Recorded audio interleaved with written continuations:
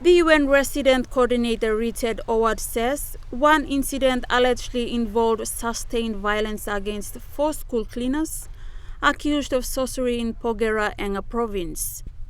In a separate incident, it is alleged that a primary school girl was taken as a sex slave in the Fugwa area of Hela Province. The worst form of violence that anyone should ever face and that should not face in their lives. We have to just step back and say this is unacceptable. And at the same time, we have to recognize the steps that we can do together as UN with the government to improve law enforcement, to make sure that victims are held accountable. I mean, that the perpetrators are held accountable and that victims have the support they need, the services they need when they experience such violence. So, UN calls for accountability and an end to all forms of violence against women and girls in Papua New Guinea. These incidents, like others reported all too frequently in recent years, shows total disregard for human dignity. Recommendation is really to focus on law enforcement improvement in the rural areas, in the areas where such is taking place, particularly the hotspot areas. So really investing in the capacity, the training, their overall budgeting for law enforcement. To also make sure that victims are protected, that when they do come forward or when witnesses come forward to report such crimes, that they're safe after that. I think it's also important to hold local leaders accountable to make sure that this law enforcement is carried out.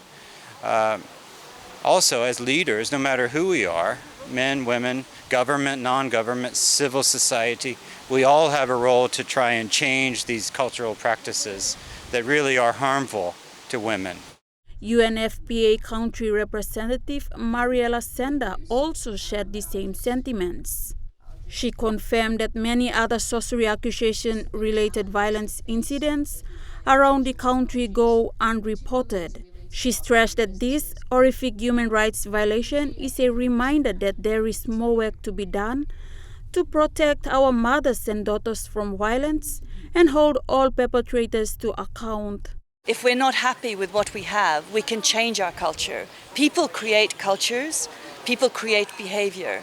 This behavior of violence must change for Papua New Guinea to be able to reach its potential as the most magnificent country in the South Pacific. A play called For My Father, and it talks exactly about the challenges that families face when they have been exposed to violence and the struggle that they go through when they try to push back against it. So if anyone is interested in learning more about this and exploring solutions to the problem, I would urge you to go to the Moresby Arts Theatre. She invites the general public to attend the arts awareness program that is coming up this week at the Port Moresby Arts Theatre to learn some important lessons on how to address violence in the country. Esther Gane, National EMTV News.